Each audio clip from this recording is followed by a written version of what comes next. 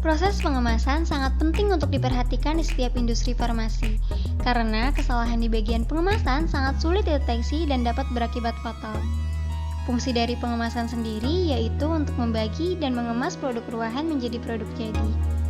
Proses pengemasan ini harus dilakukan di bawah pengendalian yang ketat untuk menjaga identitas, keutuhan, dan mutu akhir produk yang dikemas. Jenis pengemasan terbagi menjadi dua.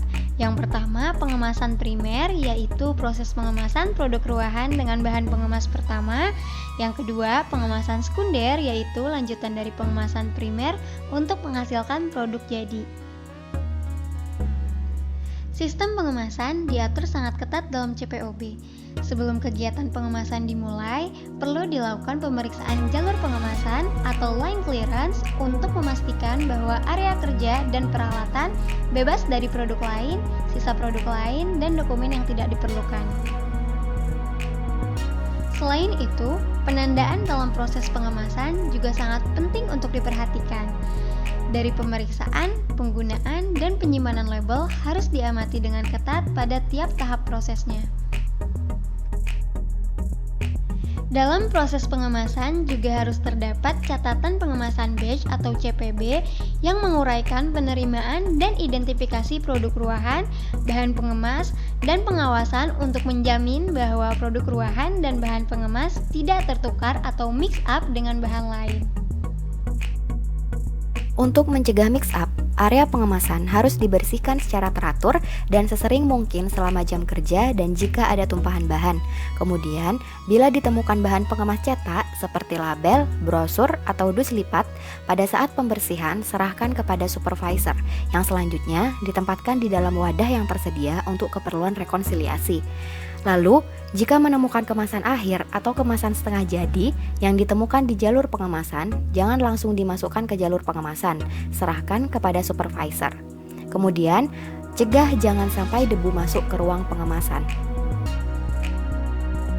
Untuk proses pembersihan, tidak boleh menggunakan compressed air atau udara bertekanan, sikat yang dapat mengeluarkan partikel, sapu ijuk, bahan atau alat lain yang dapat menyebabkan terjadinya pencemaran ke dalam produk.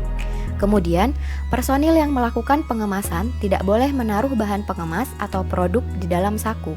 Lalu, bahan yang diperlukan untuk pengemasan seperti pelumas, lem, tinta, dan cairan pembersih harus disimpan dalam wadah yang berbeda dengan wadah yang dipakai untuk pengemasan produk serta diberi penandaan yang jelas.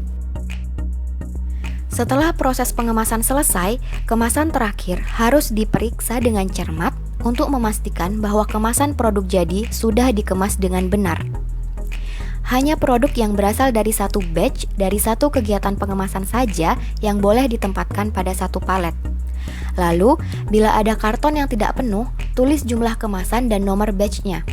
Kemudian, lakukan proses rekonsiliasi segera setelah proses pengemasan selesai. Proses rekonsiliasi harus diawasi oleh supervisor.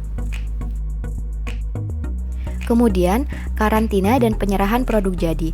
Karantina produk jadi merupakan tahap akhir pengendalian sebelum penyerahan ke gudang dan siap untuk didistribusikan.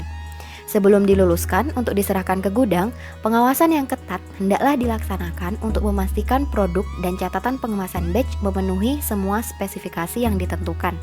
Kemudian, selama menunggu pelulusan dari bagian manajemen mutu, seluruh batch yang sudah dikemas hendaklah ditahan dalam status karantina. Lalu, setelah pelulusan suatu batch oleh bagian manajemen mutu, produk tersebut hendaklah disimpan sebagai stok yang dapat digunakan sesuai ketentuan yang telah ditetapkan oleh industri farmasi.